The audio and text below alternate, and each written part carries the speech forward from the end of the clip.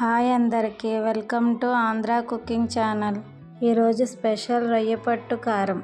కారపొడి నోటికి ఏమీ తినాలనిపించినప్పుడు చేసుకుంటే 4 ముద్దలు ఎక్స్ట్రానే తింటాం. కారపొడి ఎలా తయారు చేసుకోవాలో చూసేయండి. కావలసినంత రొయ్యపట్టును ఒక గిన్నెలో తీసుకొని కొంచెం వాటర్ పోసుకోవాలి. రొయ్యల్లో ఉన్నటువంటి మట్టి, ఇసుక లాంటివి మొత్తం పోతాయి. 2-3 సార్లు బాగా కడుక్కోవాలి.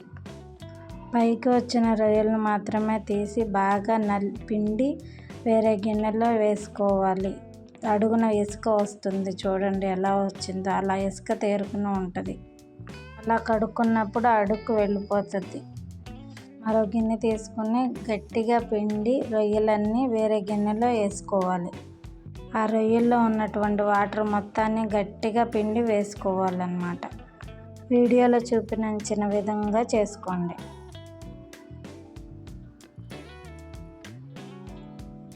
స్టవ్ వెలిగించుకుని బాండీ పెట్టుకోండి. బాండీ బాగా హీట్ అయిన తర్వాత మిర్చిని ముక్కలుగా చేసుకుని వేపుకోవాలి. కొంచెం కూడా ఆయిల్ యాడ్ చేసుకోకూడదు.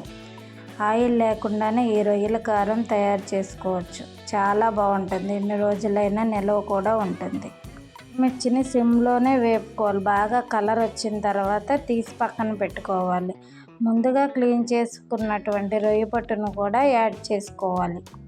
రొయ్యపట్టు మొత్తం సిమ్లోనే వేయించుకోవాలి. అందులో ఉన్నటువంటి వాటర్ మొత్తం ఇంకిపోయేదాకా వేపుకుంటూనే ఉండాలి. సిమ్లో డ్రై అయిపోవాలి. ఎండు రొయ్యలు మొత్తం లో ఫ్లేమ్లోనే రొయ్యపట్టును వేయించుకుంటూ ఉండాలి. బాగా వాటర్ మొత్తం డ్రై అయిపోవాలి. పట్టుకుంటే అలా పొడిగా ఉండాలి. అప్పుడే అవి బాగా వేగినట్టు లెక్క.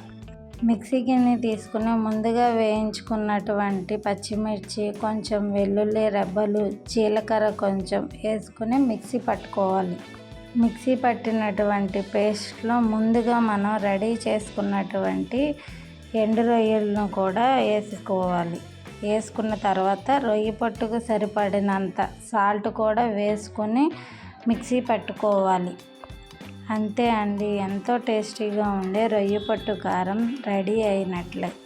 ఎలాంటి కూరలు అవసరం లేకుండా రొయ్యపట్టు కారం అన్నం మొత్తం తినేసేయచ్చు. అంత టేస్టీగా ఉంటుంది. ఒకసారి ఇలా ట్రై చేసి చూడండి. ఎంతో టేస్టీగా అయిన ఎండు రొయ్యల కారం రెడీ అయినట్లే.